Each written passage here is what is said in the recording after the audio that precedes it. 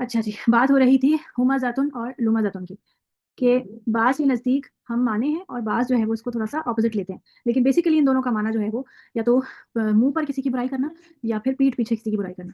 इसमें आप देखेंगे हामिज़ुन जो लफ़्ज़ है उसका माना होता है नुक्ताचीन, ऐब निकालने वाला, और इसी से लफ़्ज़ जो है वो हुमाज़ातिन निकला है। ये इसमें मुबालगा है, यानी इसी लफ़्ज़ को हा मीम ज़ा इसमें मुबालगा जब बन जाता है, इसका माना ज़्यादती या कसरत का माना इसके अंदर ऐड हो जाता है। यानी बहुत ज़्यादा ऐब निकालने वाला और मज़ाक बनाने वाला।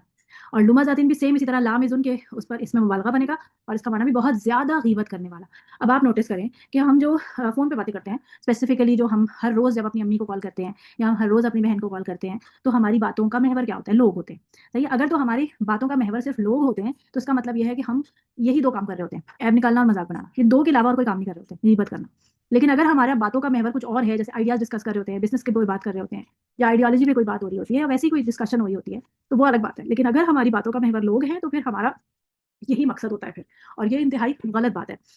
अच्छा, एक और चीज़ देखें कि हम किसी में ऐब जब हम निकालते हैं या हम किसी का मज़ाक बनाते हैं, तो इसके पीछे जो मकसद होता है वो क्या होता है हमारा? वो होता है हसद। हसद होता है। जब हम किसी का मज़ाक उड़ाते हैं ना, तो हमारा कहीं न कहीं बैक ऑफ माइंड उसके साथ कोई न कोई हसद जुड़ा हुआ होता है। जब हम किसी बात से किसी बंदे से चिढ़ जाते हैं ना, तो वो बेसिकली का मतलब यही होता है कि हम उससे हसद में मुब्तला हो जाते हैं।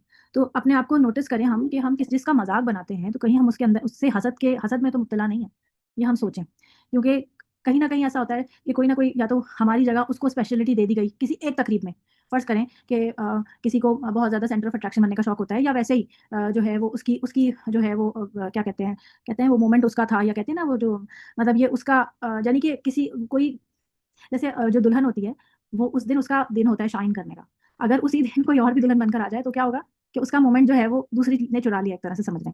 तो ये ऐसे ही होता है कि कभी कोई महफ़िल होती है जिसमें आप ये सोचते हैं कि इसमें आउटशाइन करना मेरा हक है और उसमें कोई और आउटशाइन कर जाए।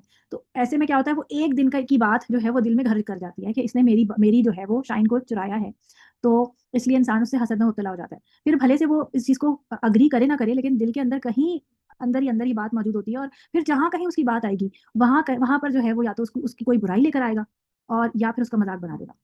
जैसे फ़र्ज़ करें कि किसी ने खाना बनाया और वो खाना अच्छा बना था और आपको भी अच्छा लगा। लेकिन अब आप उस पे तो नहीं कह सकते कि अगर सबने तारीफ़ करने लगे कि इसने तो खाना बहुत अच्छा बनाया है। अब आप उसका मज़ाक किस तरह बनाते हैं?